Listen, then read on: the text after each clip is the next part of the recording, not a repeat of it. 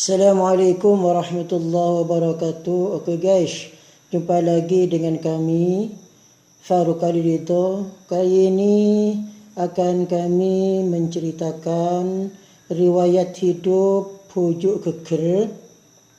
Namun sebelumnya, yuk kita klik dulu subscribe dan bell atau lonceng dari channel kami. Oke, kami lanjutkan cerita riwayat hidup Pujuk Keker. Di Kecamatan Keker, Bangkalan, terdapat sebuah gunung yang lumayan tinggi bernama Gunung Keker. Tempat ini bukan hanya sebagai tempat wisata yang indah, tapi juga merupakan tempat makam beberapa pujuk yang ada di bagian atas gunung. Menurut para sejarawan Madura, Gunung Keker ini juga diyakini sebagai tempat pertama di Pulau Madura yang didiami oleh manusia. Syahdan, pada abad ke-7 sampai dengan 8 Masehi, terdapat sebuah kerajaan besar di lereng Gunung Semeru bernama Kerajaan Medang Kemulan, dipimpin oleh seorang raja besar bernama Sang Hyang Tunggal. Sang raja memiliki seorang putri yang cantik jelita bernama Ayu Ratna Rorogung. Mereka hidup tenang dan tentram. Rakyatnya hidup dalam kemakmuran dan kesentosaan. Namun ketentraman hidup itu mendapat ujian berat ketika suatu ketika sang putri hamil. Konon sang putri hamil secara gaib setelah sebelumnya bermimpi tubuhnya dimasuki rembulan melalui mulutnya. Sang raja murka merasa malu pada rakyatnya kerana apapun alasannya, kalau seorang wanita hamil tanpa seorang suami akan menjadi fitnah besar. Apalagi itu seorang putri raja yang sangat terhormat. Untuk menutupi aib tersebut, raja kemudian memerintahkan patihnya bernama Paranggulang agar membawa putrinya ke hutan dan diberi hukuman pancung. Sebenarnya sang patih tidak sanggup untuk melaksanakan titah raja kerana dia tahu pasti bahwa putri selama ini sangat baik sehingga tidak mungkin melakukan kesalahan. Namun apa daya, titah raja harus dilaksanakan. Sehingga dengan berat hati dia membawa putri ke hutan belantara. Setelah sampai di tengah-tengah hutan, segera saja patih Paranggulang menghunus pedangnya untuk memenggal kepala sang putri yang sudah pasrah duduk bersimpuh di atas tanah. 3 kali pedang tajam itu ditebaskan ke leher putri, namun pedangnya selalu terpental. Tiba-tiba dari perut sang putri terdengar suara, "Patih, engkau sudah melaksanakan perintah raja. Namun Tuhan belum menakdirkan saya dan ibu meninggal dunia. Sekarang tolong buatkan sebuah rakit kayu untuk menyeberangkan saya dan ibu menuju ke pulau sebelah sana." Sang patih segera menebang pohon, membuat rakit dan membawanya ke pantai utara untuk dipakai putri dengan anak yang dikandungnya menyeberang ke pulau yang terlihat di sebelah utara.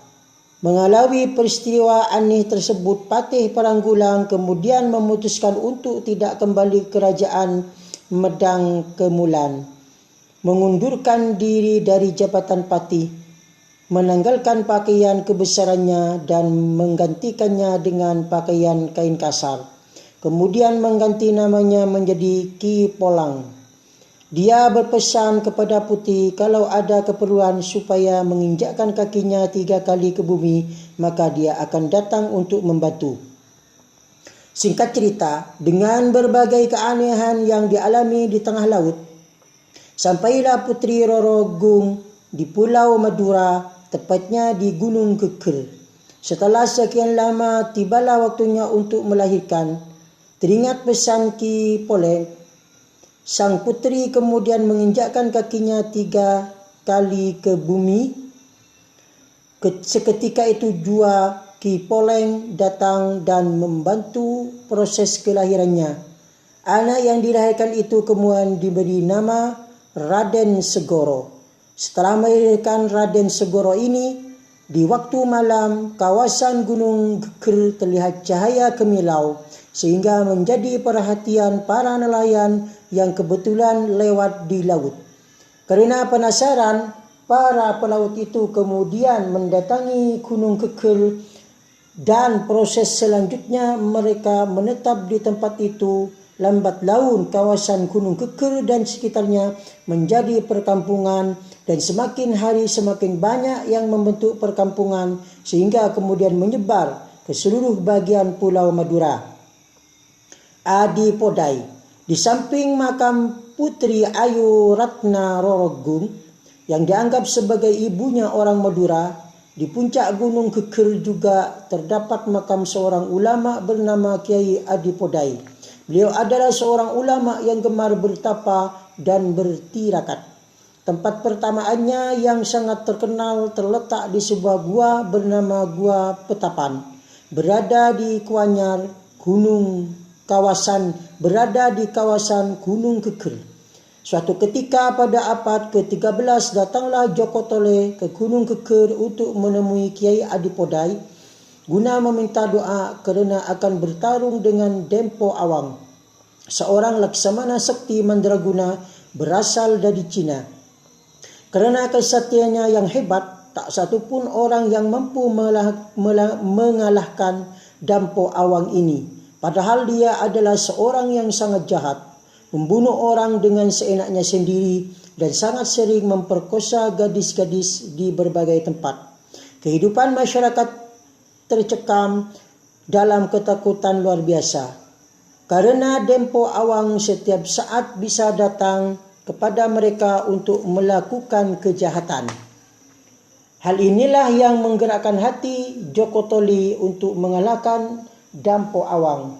Namun dia sadar tidak mudah untuk mengalahkannya sehingga dia kemudian sowan kepada Kiai Adipodai untuk meminta doa dan barokah. Oleh Kiai Adipodai, Joko Tole diberi senjata pecut sakti. Saat bertempur, Joko Tole menunggangi kuda terbang, sedangkan Dempo Awang naik perahu terbang. Dalam perang tanding 1 lawan 1, berkat senjata pecut sakti pemberian Kiai Adipodai, Joko Tole berhasil mengalahkan Dempo Awang. Dalam pertarungan hebat di udara tersebut, Joko Tole berhasil menghancurkan Dempo Awang beserta perahunya tepat di atas bencaran, artinya bangkalan. Piring Dempo Awang jatuh ke ujung piring, sekarang dijadikan nama desa di kecamatan Kota Bangkalan, sedangkan jangkarnya jatuh di desa atau kecamatan Socah.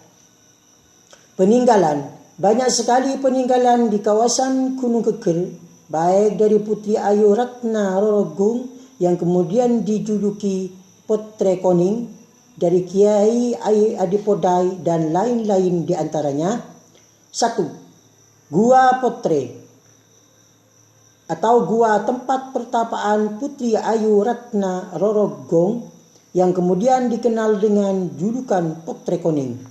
2. Gua Petapan atau gua tempat bertapa Kiai Adipodai.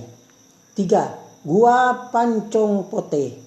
Gua yang berada di bibir tebing ini, di saat turun hujan ada air yang mengalir di lantai gua yang sangat bening, malah warnanya seperti pelangi. Masyarakat biasa menyebutnya air 7 warna. 4. Gua Pelanangan. Terdapat stalaktik yang menjuntai ke bawah, mirip kemaluan pria.